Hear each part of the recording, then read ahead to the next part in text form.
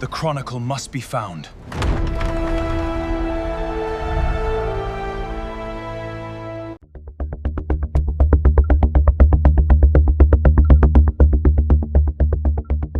You know, when you read a brilliantly plotted mystery novel or maybe watch a complex thriller, there is always that moment at the very end where the knot finally unties. Oh yeah, the big reveal. Right. The detective gathers everyone in the parlor, and all the obscure, seemingly unrelated clues suddenly align, and the chaotic mess of the plot becomes this perfect, inevitable picture.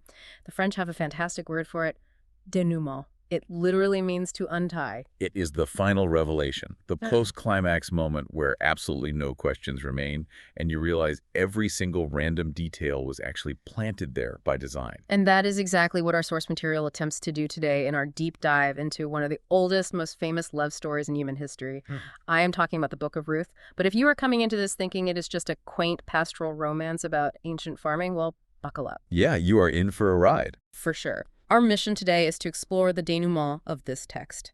We're going to look at how a simple story of individual hardship and survival operates as a highly sophisticated blueprint for royal history. We are talking hidden cryptographic codes, deep mathematical anomalies, and profound, shifting metaphors. The layers to this narrative are genuinely staggering once you pull back the curtain. I mean, you have the immediate legal and cultural stakes of an ancient agrarian society operating on the surface, but running underneath that is a precise historical lineage of kings. And it is all held together by a structural design that basically defies standard probability. Okay, let's unpack this. We have to start right at the climax of the plot, right before the denouement actually begins. The setting is the city gate of Bethlehem, which was essentially the ancient equivalent of a courthouse. Exactly. The center of all legal and civic life. Right. And Boaz, who is a wealthy landowner, wants to marry Ruth.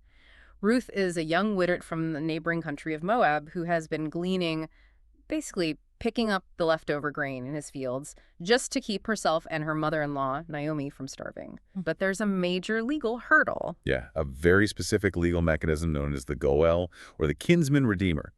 In ancient Israel, if a man died without an heir, his closest male relative had the right and, honestly, the obligation to buy back the deceased man's land to keep it in the family name. Right. But taking the land meant you also took the widow to provide an heir for the deceased. So Boaz wants to redeem the land and marry Ruth, but there's a nearer kinsman in town who holds the first right of refusal.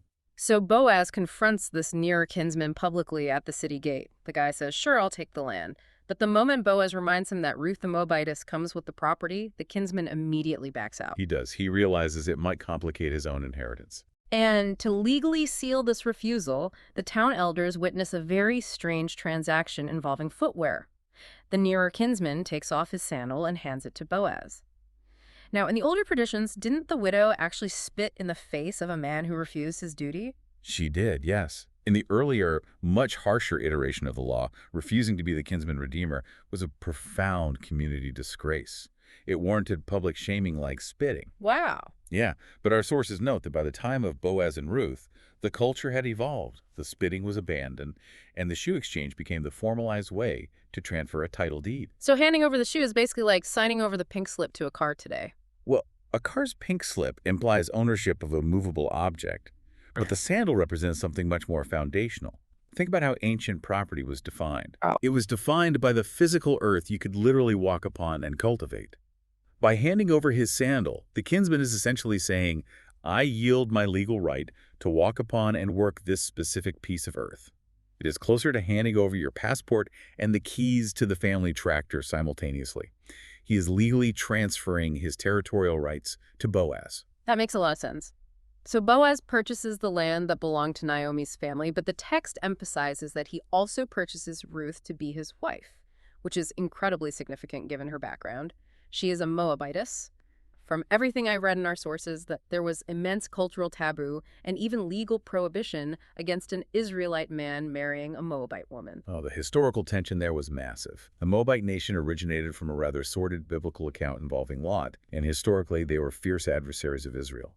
Bringing a Moabite woman into a prominent Judean bloodline would have raised a lot of eyebrows at that city gate. But Boaz doesn't blink. Why is he so willing to break that cultural taboo? Boaz likely had a deep personal sympathy for the outsider because of his own mother. His mother was an Amorite woman named Rahab. The famous Rahab of Jericho. Exactly, the one who hid the Israelite spies. So Boaz grew up in a household that proved an outsider, even one from an adversarial nation, could align themselves with the God of Israel and become fiercely loyal. He saw that same loyalty in Ruth. I was reading the sources breakdown of the original Hebrew text, and it seems like Ruth's gradual integration into this culture is actually tracked by the specific titles she uses for herself. What is the linguistic shift happening there? It is a beautiful linguistic roadmap of her psychological and social transformation. When she first arrives and goes to the field in chapter 2, she is referred to as Nokri, which translates to an alien or an unrecognized foreigner. Very much an outsider. Right. Later, as she speaks to Boaz, she calls herself a Shippa, essentially a lower-class servant, someone completely beneath notice. By chapter 3, when she asks Boaz to be her redeemer, she elevates the term to Amah, a maidservant who's part of the household. Oh, wow. And finally, at the city gate in chapter 4, she is officially declared an Isha, a wife. She moves from the absolute fringes of society to the very center of its future. And that future is where the story's denouement really kicks in, because the elders at the gate bless this marriage with a deeply bizarre historical reference. They say, "Let thy house be like the house of Perez, whom Tamar bare unto Judah. Why invoke Judah and Tamar at a joyous wedding?" That story from Genesis 38 is arguably one of the most scandalous, uncomfortable chapters in the entire biblical text. If we connect this to the bigger picture, we have to understand the foundational mechanics of levirate marriage, which is what Genesis 38 is all about. Let's look at how an ancient agrarian society functioned. Without any modern social safety net, a woman's survival was entirely tied to her husband's land. Right, if you don't have land, you don't eat. Exactly. If the husband died childless, the widow was economically stranded. Levirate marriage was a structural fail-safe. Judah's oldest son, dies, leaving his wife Tamar a childless widow. So Judah tells his second son, Onan, to perform his duty, marry his sister-in-law to provide an heir to inherit the deceased brother's land. Right, but Onan goes through with the physical relationship while intentionally making sure Tamar won't conceive, which, side note, is where the term onanism comes from, a word people often use today to mean masturbation. And our sources explicitly clarify that this is a historical misunderstanding of the text. Onan's sin wasn't masturbation. Really? Yeah, his sin was the selfish, calculated violation of a specific legal and familial responsibility. He knew that if Tamar had a son, that child would inherit the older brother's portion of the family wealth, not his. So he exploited Tamar physically while sabotaging the economic fail-safe she desperately needed. It was an act of profound greed. A greed that results in his own death. So now Judah is panicking. He has one son left, Shelah, but he refuses to give him to Tamar, terrified that this woman is cursed and will get his last son killed too.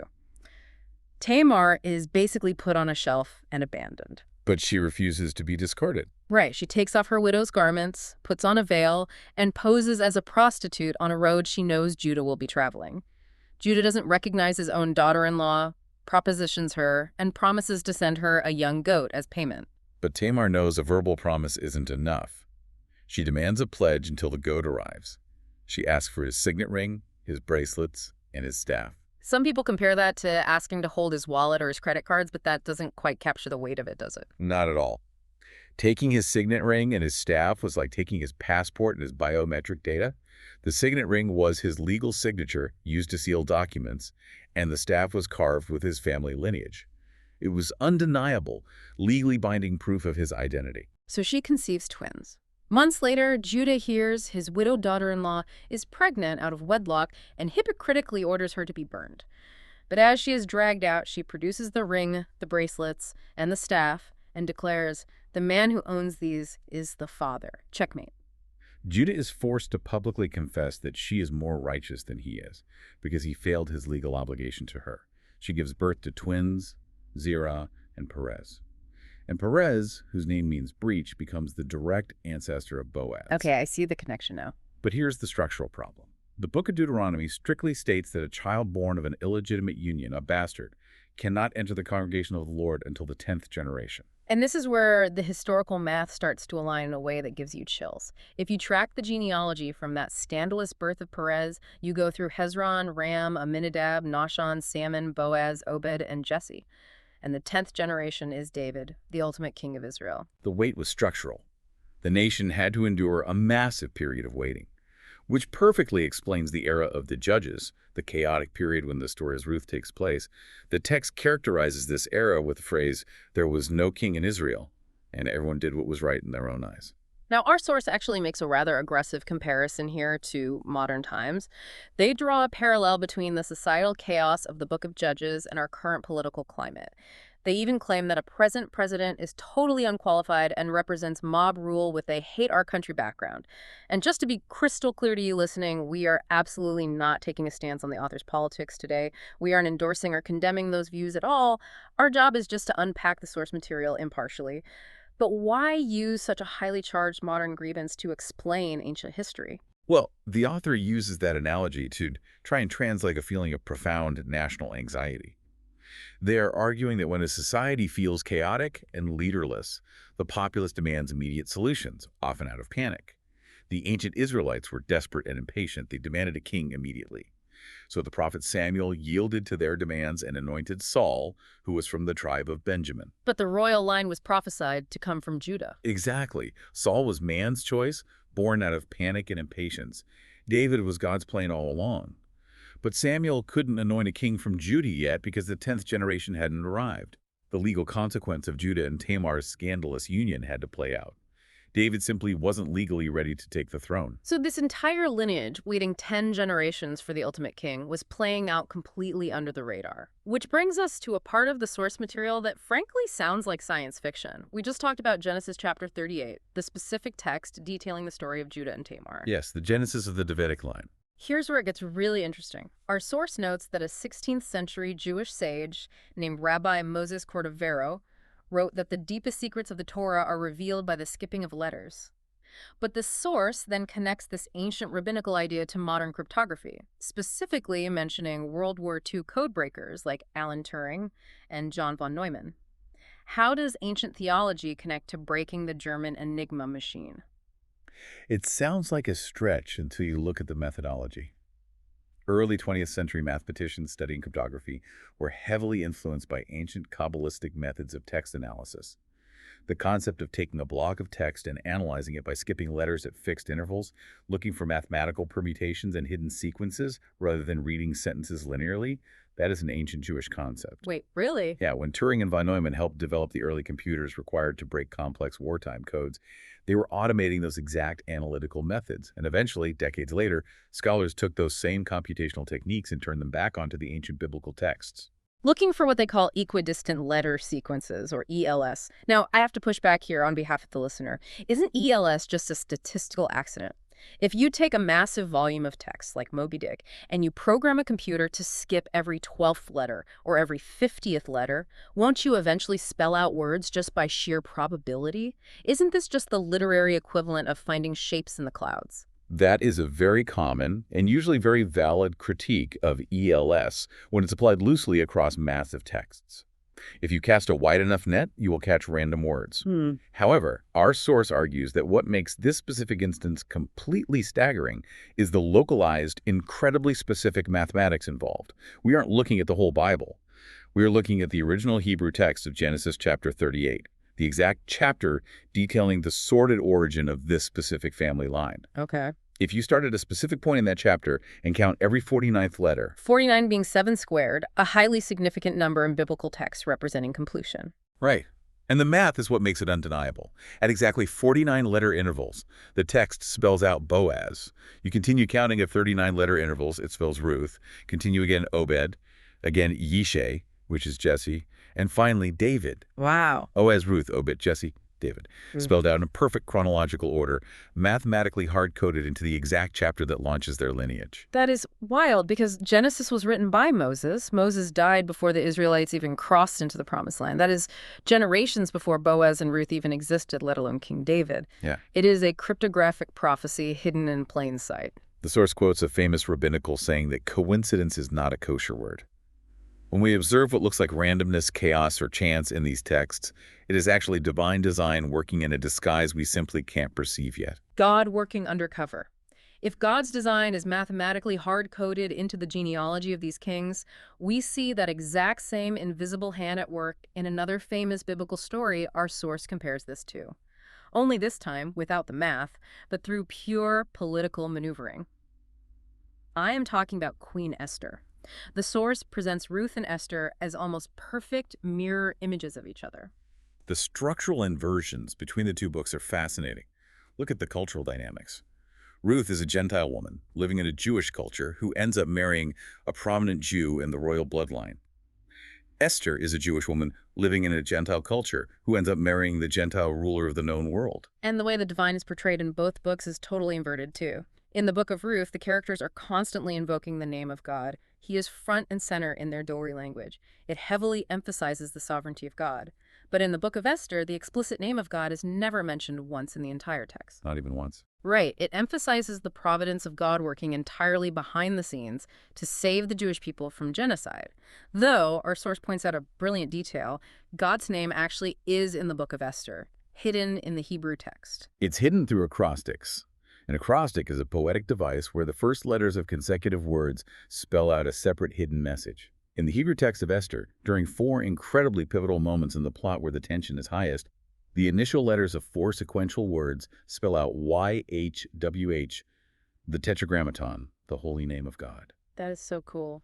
Even when he is seemingly absent from the narrative, the author hard-coded his presence into the structure of the sentences.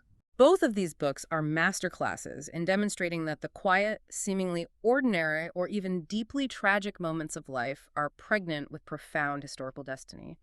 Which brings us to the ultimate so what for you listening today. We have talked about ancient aggression, getting by on little tidbits of grace or kindness, when they could be living in Chapter 4 as a joint heir, fully secure. The source argues that we spend far too much time focusing on the gifts rather than focusing on the giver.